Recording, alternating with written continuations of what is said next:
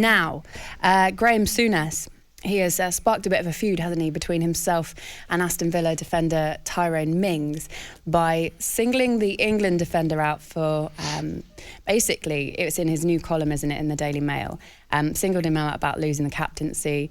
And this is what he said, this is in the column. "I won't be joining the loving for Tyrone Mings. The man Steven Gerrard has stripped of the Aston Villa captaincy in a move which, summed up in one sentence, says, I just don't fancy you. Mings is well loved in the dressing room, apparently." Well, he has appeared a couple of times on Zoom for shows that we were doing on Sky Sports during lockdown. And I thought, for a young man who's not achieved anything in the game, you've a hell of a lot to say. Now, this is what Tyrone Mings tweeted in response to that. What a weird article. That Zoom call I was invited on was 2 years ago, and he said nothing to me at the time. Now he wants to drag me into his pointless column. By the way, I've achieved plenty from where I started. Happy to chat things through if you ever need me. So, Graeme Souness, not one to back down. He was alongside Jim White, Simon Jordan yesterday, and he cleared up his comments on Tyrone being stripped of the captaincy. What I was questioning, and I've been a manager, I was a manager, I think, for 880 games. When you're a manager and you decide to take the captaincy from someone, that is as bad as it gets for that individual. You know you've lost them forever. There's nothing you can do to get them back on side. So to do it as a major step, you would have to have a good reason to do that. And there is something in Tyrone Mings' makeup that Steven Gerrard doesn't fancy. Tyrone Mings, bring it on, son. If you want to have a conversation with me about football, but I'm not sure what I'm going to learn, phone talkSPORT. We'll have the chat. I don't think he's going to do that. I can't see Tyrone Mings going, oh, that's a great idea. Let me just 03717. Hi, it's Tyrone Mings. I'd like to speak to Graeme. That'd be brilliant, wouldn't it? Just come outside for a minute, Graeme. I've got something I want to talk to you about. I did think about this one long and hard, Ali McCoy. Yes. Actually. I did, because I felt like this one needed to be balanced out a little bit. Graeme, of course, is our brand new signing. We welcome him with open arms. But sometimes you do need to challenge things that are said, don't you? One comment in particular stood out for me for this one, where he said, for a young man who's never achieved anything in the game, he had a hell of a lot to say. Graeme's actually talking about when Ty was invited onto Sky during lockdown, and I remember watching that because I was part of Sky at the time. Basically, he came on and he discussed players together, and that was that initiative that was set up by the Premier League captains, including him at the time as well, actually, to help support the NHS during the pandemic.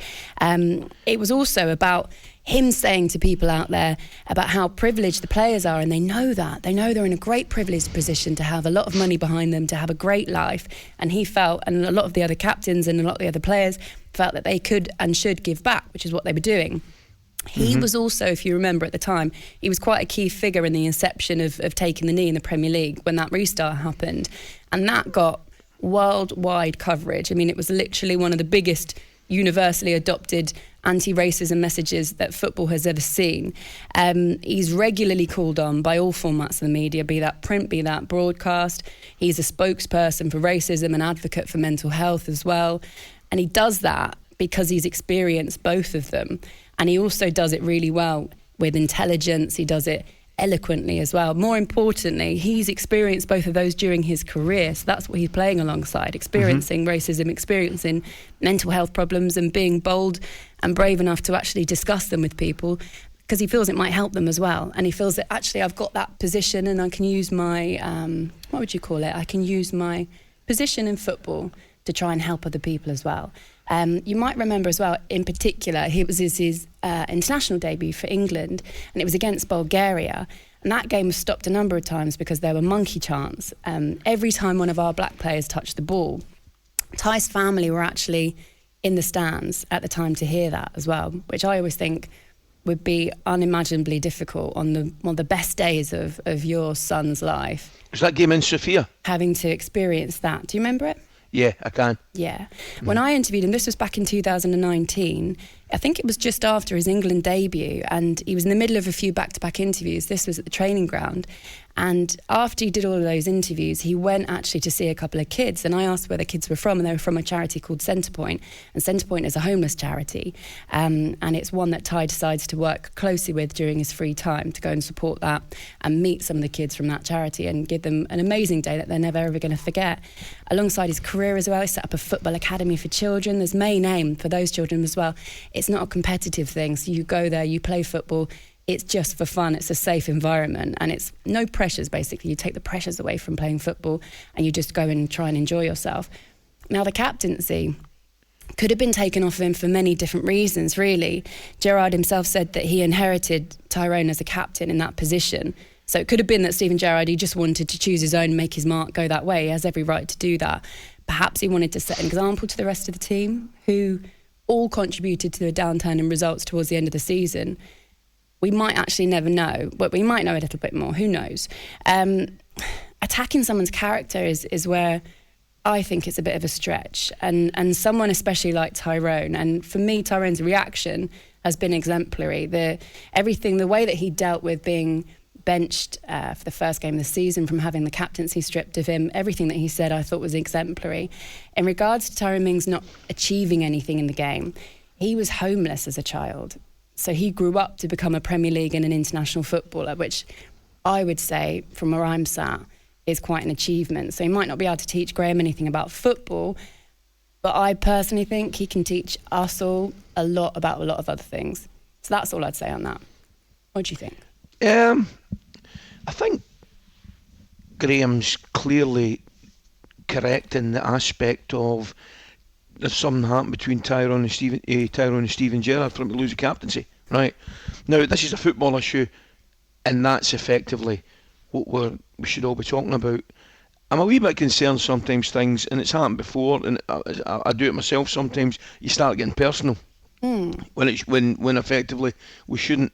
You know, we're paid to give a comment on the sporting side of things. And I happen to think Graeme's one of, if not the best in the business at doing that. I really do. I think he's excellent at it. I enjoy listening to him. I enjoy listening to guys like Roy Keane, guys that not just because they've been there, done it, and read the book. That's one of the reasons. Because they have played at the highest level and know football inside out. And I really do enjoy listening to them. I think they're great. But I think there has to be a line where, you don't get personal, perhaps, and you don't cross that line. Now, I don't think that line, to be honest with you, has been crossed. I take your point, absolutely. I'm the one that said it last week. I thought Tyrone Mings' answer, or his quote after being dropped, was nothing. He'd been dropped and B, relieved of the captaincy, was absolutely spot on.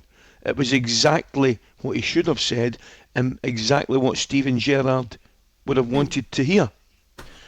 Because I'll be honest with you, sometimes you look at things people say. I was a little bit surprised at Steven's comment when he said, when Tyrone's ready to look me in the eye, I'll consider. I thought that was a kind of strange thing to say.